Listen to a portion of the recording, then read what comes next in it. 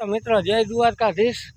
આપણે ભગવાને કામ તો સારામાં સારું કરી દીધું કે બધી ખાડુમાં પાણી આવી ગયા છે। તો અત્યારે થોડીક ચણમાં પંખીડાઓને થોડીક તકલીફ પડે કેમ કે ચણ બધું ભીનું થઈ જાય છે। અને જો આપણે આ રીતે થોડુંક ચણ નાખીએ પણ ચણ છે ને ભીનું થઈ ગયા એટલે હવે આપણે ચણ થોડુંક ઓછું કરી નાખ્યું છે કે ખોટે ખોટું બગાડી ના નાખવું, નકર આ બાજરો ઉગી જાય છે।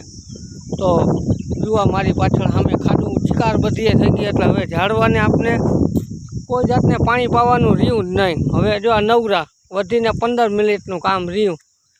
તો વરસાદ બહુ સારો એવો થઈ ગયો અને માણસોને ગરમીથી થોડીક રાહત મળી ગઈ।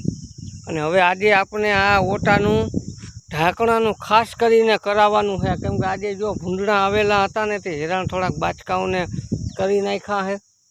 તો ભરતી તો હવે ના ભરાણી, જીસીબી વાળાનું થોડુંક બખેડાઈ ગયું છે। આનું એક ખાલી કમાળ થઈ જાય ને સામેનું તો શું એક ઢાંકણું થઈ જાય। તો કોમેન્ટમાં જય દ્વારકાધીશ લખી નાખજો। બાકી ઝાડવા હાઈ ક્લાસ મજાના નવા પાન કાઢ્યા, કોકરિયા કાઢ્યા। જય દ્વારકાધીશ।